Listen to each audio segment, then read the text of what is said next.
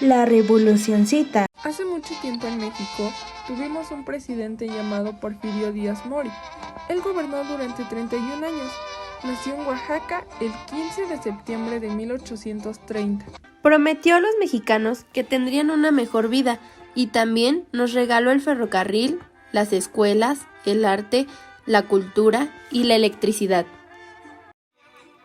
Porfi apoyaba más a la gente que tenía dinero, ya que a los pobres no los quería. Sus meros compas eran los gringos y por eso ellos disfrutaban más a México. En 1900, Porfi fundó el país perfecto para gozar con sus compas.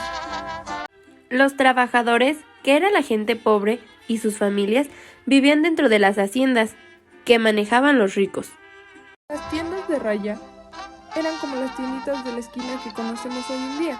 Ahí los pobres compraban su comida y alguna que otra cosa de limpieza. Las tiendas eran dirigidas por los patrones. La primera rivalidad surgió de los hermanos Magón contra Porfi, ya que los hermanos eran periodistas y decían toda la verdad sobre Porfi, y esto le molestaba muchísimo. Como esto le enojaba mucho al Porfis, decidió clausurar todos los periódicos de los hermanos Flores Magón. En 1900 se creó el Club de los Liberales. Aparece un partido político llamado el Partido Liberal Mexicano para poder sacar al Porfis del poder. En 1906 se crearon las primeras broncas contra el Porfis, que fueron Cananea el 1 de junio, Río Blanco en diciembre y Acayucan en septiembre. Porfis andaba muy pendiente a los chismes del periódico, pero como no le gustaba que hablaran de él, se daba el gustito de meterlos a la cárcel. Para 1908, la mayoría de las personas no sabía leer ni escribir. El 3 de marzo entrevistaron al Porfis. Él dijo que jamás de los jamases volvería a ser gobernador de nuestro querido México. Tenemos a otro de nuestros grandes amigos, don Francisco I. Madero. Él venía de una familia muy rica, por lo que tenía mucho dinero. Estudió en Estados Unidos y regresó del Gabacho para poder ayudar a su tierra natal, México. Nuestro amigo Madero, en 1908, escribió un libro en el cual escribía todas sus ideas, llamado La Asociación Presidencial en 1910. Madero viaja a la capital y busca gente que pensara como él, para así crear el Centro Antirreeleccionista de México. Encarcelan a Madero en Monterrey y lo llevan a San Luis Potosí para que se perdiera de las elecciones. Estados Unidos sabía que tarde o temprano el Porfi iba a morirse. Fue así que Estados Unidos comenzó a apoyar a Madero para que así él quedara en el lugar de Don Porfi. ¡Fuera! ¡Fuera el Porfi! Terminadas las elecciones, el señor Madero fue puesto en libertad y así huyó de San Luis para entrar a San Antonio, Texas, donde inició el Plan de San Luis. En este plan, Madero prometía regalarles elecciones nulas, no había quien les mandara, no había cambio a las leyes que ya existían y no podían elegir al mismo presidente. Madero anunció hora y fecha de su levantamiento. Sería el 20 de noviembre de 1910, a las 6:30 de la tarde. Otro de sus amigos de Madero era Villa. Él era un campesino que nació en Durango y fue uno de los que se levantó en armas con más de 300 hombres. Estuvo en nada de rendirse, pero gracias al apoyo de Villa, Orozco y otros aventados, el 13 de febrero de 1911, Madero cruza la frontera y se convierte en jefe de la revolución, enfrente de más de 200 personas. En el trayecto, sufre accidentes y sus amigos Orozco y Villa lo ayudan.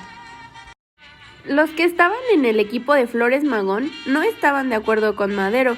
¿Por qué? Porque Madero quería libertad política y Flores Magón libertad económica, pero en algo estaban de acuerdo, y era que solo con armas cambiarían las cosas. Díaz quería llegar a un acuerdo con Madero, pero sus amigos lo aconsejan y dicen que no. Y cuando Madero se dio cuenta, Villa y Orozco ya estaban peleando, y en menos de 72 horas, Ciudad Juárez ya estaba en su poder. Y lo que nadie esperaba pasó. Díaz renunció al poder y el 31 de mayo de 1911 abandonó el país. Dicen que triunfó la revolución y un nuevo gobierno se hizo cargo del país, dirigido por León de la Barra. Zapata era un campesino que quería que les devolvieran sus tierras, que el Porfis les había quitado, y como él siempre decía, tierra y libertad. Los zapatistas, que eran los que estaban de acuerdo con Zapata, confiaban en el plan de San Luis, que prometía devolverle las tierras. Pero Madero, muy tranquilo, dijo que se esperaran un poco. En octubre de 1911 fueron las votaciones. Triunfó Madero y comenzó a gobernar, pero con la cabeza llena de ideas porfiristas. Madero y los que antes eran sus amigos, como Zapata, Orozco y Vázquez Gómez, ahora estaban en contra de él. Zapata, ya muy enojado con Madero, escribió en un documento sus razones y sus objetivos, y le puso el nombre de Plan de Ayala. En este plan decía que Madero era tonto para realizar las promesas de la revolución de que fue autor. Todo esto era porque no les querían regresar sus tierras. Se hizo un acuerdo por parte de los gringos porque ya nadie lo apoyaba y así lo querían matar. Este movimiento es dirigido por el señor Manuel Mondragón el 9 de febrero de 1913 con tropas de Tlalpan y Tacubaya, pero termina en algo trágico. Huerta, listo para capturar a Madero con un grupo de soldados en Pino Suárez, una vez arrestado Madero, es nombrado presidente Victoriano Huerta. El primer acto bueno de Huerta como presidente fue una carta al señor embajador para que se firmara el Pacto de la Ciudadela, para que con esto se mostrara el éxito de su gobierno.